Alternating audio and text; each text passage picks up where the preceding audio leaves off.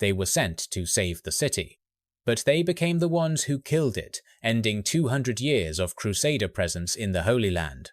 In the year 1290, a relief force from Italy arrived at the port of Acre. They got drunk, caused riots, and did something unforgivable. They attacked and killed innocent Muslim merchants inside the city. They even mistakenly killed Christians who happened to have beards. Sultan Qalawun of Egypt now had the perfect excuse to cancel the 10-year peace treaty. And he was not going to miss this opportunity. 43 days. That was all the time needed to erase 200 years of Crusader presence in the land they called the Holy Land.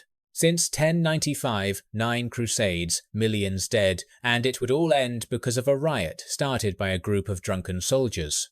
This is the story of Acre, of the last Knights Templar, and of one of the most tragic sieges in medieval history. But to understand how everything came to this end, we need to go back 200 years to when it all began. In 1095, Pope Urban II stood before a crowd and called upon Christians to march and liberate Jerusalem. Hundreds of thousands answered the call. They walked over 3,000 kilometers from Europe through foreign lands to reach the Holy Land. In 1099, the Crusaders captured Jerusalem. The Kingdom of Jerusalem was born, and Christians controlled the Holy Land. 3 military orders were established to defend this kingdom: the Knights Templar, the Knights Hospitaller, and the Teutonic Knights. But in 1187, everything changed.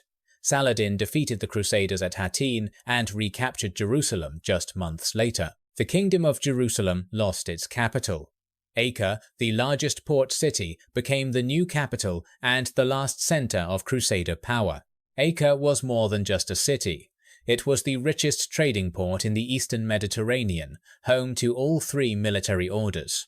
The Third Crusade, led by King Richard the Lionheart of England, recaptured Acre in 1191, but failed to retake Jerusalem. Over the next 100 years, Crusader territory shrank steadily. Cities fell one by one to the Muslims, and Acre became increasingly isolated. In the 13th century, a new empire rose in Egypt, the Mamluks. And they had one clear goal: to drive the Crusaders out completely. In 1289, Tripoli fell. Acre was now the last Crusader city still standing, an island surrounded by a sea of enemies. And what about Europe? After 200 years, they had lost interest. The Holy Land was now a distant memory, no longer important to busy kings. European kings were busy expanding in Spain, the Baltic, or fighting wars against their own allies right there on the continent. The Pope called for reinforcements for Acre, but received only a few hundred undisciplined volunteers instead of the great armies of old. Guillaume de Beaujeu, Grand Master of the Templars, had warned Tripoli about the coming Mamluk attack.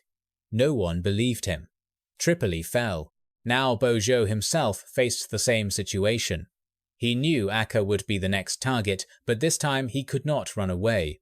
In August 1290, the Italian relief force arrived, and instead of saving the city, they caused the massacre that sparked the disaster. Sultan Qalawun declared the peace treaty void and began mobilizing all the forces of his empire to destroy Acre and end the Crusades forever. But in November 1290, something unexpected happened.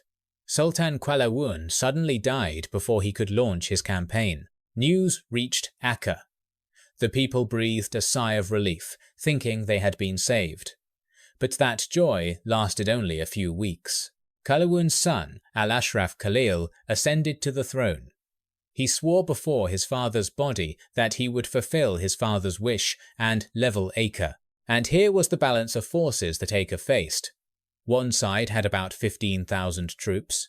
The other had 45 to over 100,000. The Crusaders had about 1,000 knights from the military orders, plus about 14,000 infantry and militia from European kingdoms. The Mamluks came from everywhere.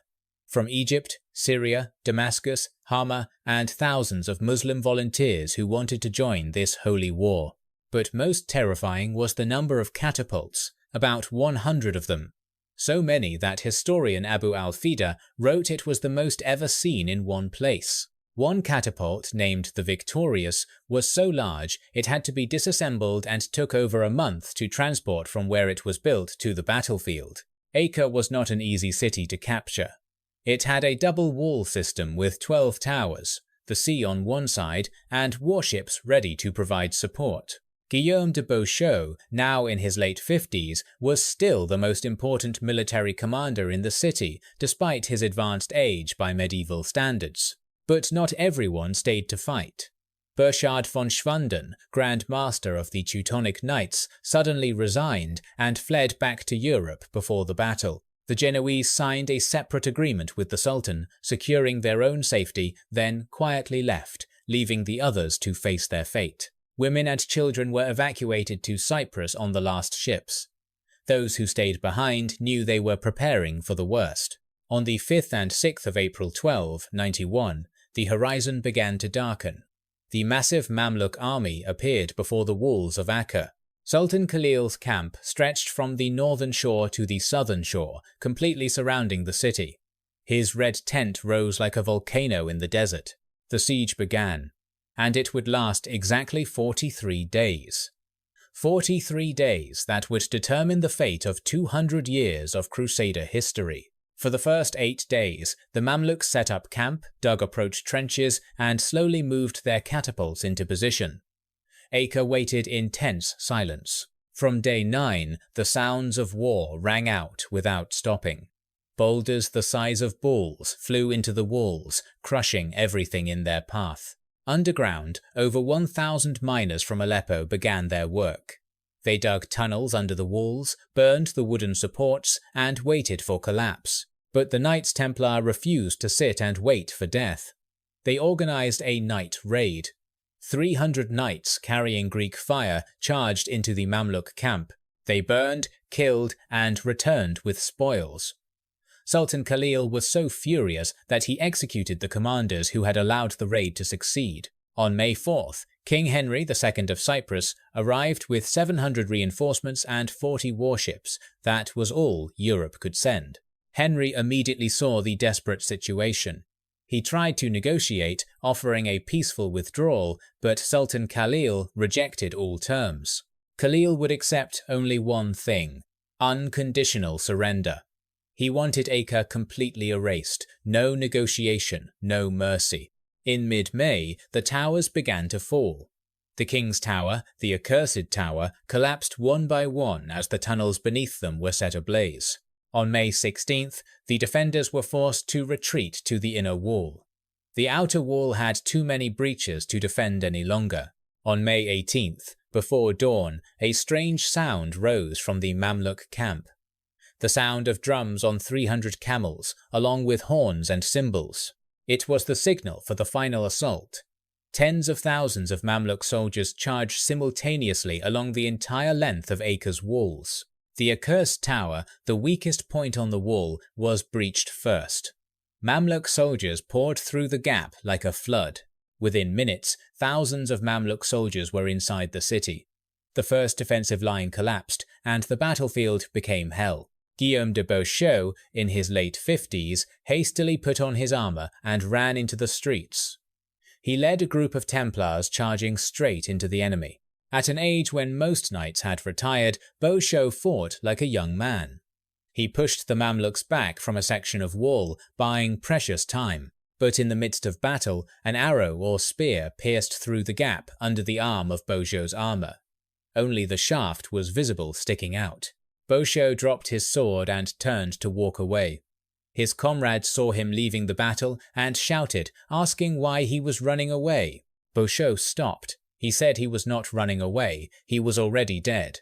And this was the wound. Then he raised his arm to show them. He was carried back to the Templar headquarters and died that evening. Guillaume de Beaujeu, the 21st Grand Master of the Templars, had fallen. Without a leader, the defense began to crumble. The Mamluks pushed deeper into the city, and the survivors thought of only one thing: escape. The evacuation became chaos.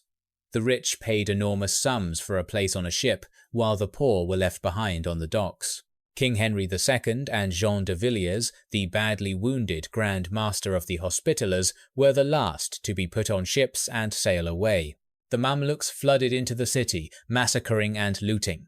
Those who could not escape were killed or captured as slaves and taken to Egypt. On the night of May 18th, Acre fell. But in the southeast corner of the city, the fortress of the Knights Templar still refused to surrender. This fortress had 4 strong towers, one side facing the sea. Inside were surviving Templars, some Hospitallers, Teutonics, and thousands of civilians. During the night, Thibaut Gaudin and a small group slipped out of the fortress by sea, carrying the Templar treasury and relics to Sidon. The Templar fortress held out for 10 more days. 10 days. While the entire city had fallen to the enemy, they still refused to lay down their arms. The city was lost. Beaujeu was dead. But the surviving Knights Templar still refused to surrender, and Sultan Khalil would pay to learn why. On May 20th, Sultan Khalil sent messengers to the fortress. He promised to let women and children leave safely if the Templars opened the gates. The Templars agreed. 400 Mamluk cavalry were allowed inside the fortress to supervise the evacuation. It was a mistake they would never repeat. As soon as they were inside, the Mamluks did not evacuate anyone. They immediately attacked, kidnapping the women and children they had promised to protect. The Templars realized they had been tricked. They sealed the fortress gates and over the next few hours killed all 400 Mamluk cavalry inside. They threw the bodies over the walls toward the enemy and refused all negotiations afterward. There was nothing left to say to those who had broken their word. Peter de Sèvres, Marshal of the Templars, decided to try one more time.